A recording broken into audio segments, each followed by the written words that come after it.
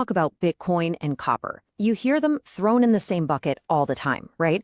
Both are scarce assets. But here's the thing, their scarcity comes from completely opposite ends of the universe. Today, we're not here to pick a winner. We're going to break down exactly why they are so fundamentally different and what that means for how they act in the real world. Let's get into it. And boom, this slide nails the entire argument right up front. Bitcoin's scarcity is a human invention. It's literally written into its code. Copper's scarcity, that's a consequence of geology and the laws of physics. One is basically a social agreement, an idea we all decide to buy into.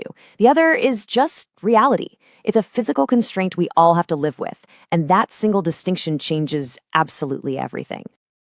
Okay, first up, let's dive into the digital side of things. We're going to look under the hood and see what actually makes Bitcoin's scarcity model tick. So what are we really talking about with Bitcoin? At its heart, it's this massive, ongoing digital monetary experiment. Think about it. Its value has nothing to do with being physically used in a microchip or a power line. Nope. Its entire proposition is built on belief in the system, its adoption by more and more people, and its usefulness as a way to park wealth outside the old-school financial world. So how does that belief actually get built? Well, it rests on these three huge pillars, and they all stack on top of each other. It all starts with the code. The supply is hard capped at 21 million, period. That's absolute. Then you need consensus, meaning the entire global network of users has to agree to enforce those rules. And those two things together, they create the most important pillar of all, network trust. The collective belief that the system is solid is what ultimately gives it value. Okay, so here's the really crucial takeaway from all that. Because its value is all about belief, its demand is super sensitive to the story being told about it. A great narrative, some friendly regulation, or just a fire hose of cash in the financial system can make it go absolutely parabolic. But, and this is a big but, if that story changes, the whole thing can go in reverse just as fast. Okay, let's hit the brakes and do a complete 180. We're leaving that world of digital ideas behind and jumping straight into the gritty, physical reality of copper. And wow, this quote just says it all, doesn't it? Copper is not an idea, it's an input. You can't debate it, you can't just decide you don't believe in copper today.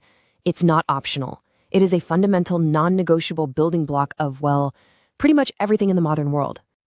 And here's why it's so fundamental. I mean, just look at this list. Every single major technological and energy trend you can think of is just incredibly hungry for copper. The whole EV revolution needs copper. Building out massive wind and solar farms, you better believe it needs a ton of copper. And the huge data centers powering AI, all of it is physically wired together with copper. This right here is the absolute key distinction. Bitcoin's success is all about adoption, convincing people to join the network. Copper, it doesn't need your belief. It doesn't need to be adopted. The world just consumes it every single day. It's not a choice. It's a necessity. All right, so we've got a handle on both of them individually. Now for the fun part. Let's put them head to head and see how these totally different kinds of scarcity lead to totally different behaviors out in the wild. This table just lays it out so clearly.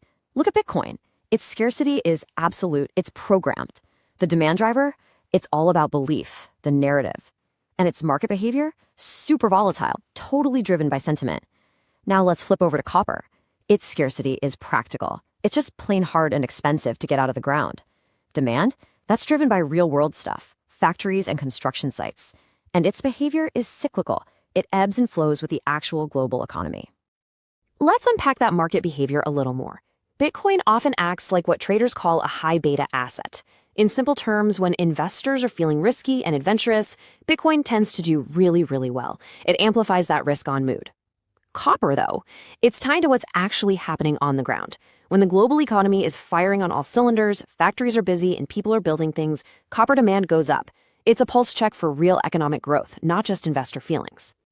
Okay, great. So what does this all mean for you, for an investor? How should you actually think about these two things? Because it's really not about picking which one is better. It's about picking the right tool for the right job. And here are those jobs laid out side by side. Bitcoin's role is to be a bet on a new kind of money, a speculative play on a new technology, or maybe a hedge if you're worried about traditional currencies losing value. Copper's role is completely different. It's a bet on real, tangible stuff, the electrification of our world, building new infrastructure. They aren't competing for the same job. They're in completely different professions. And this is probably the most important shift in thinking we can make here.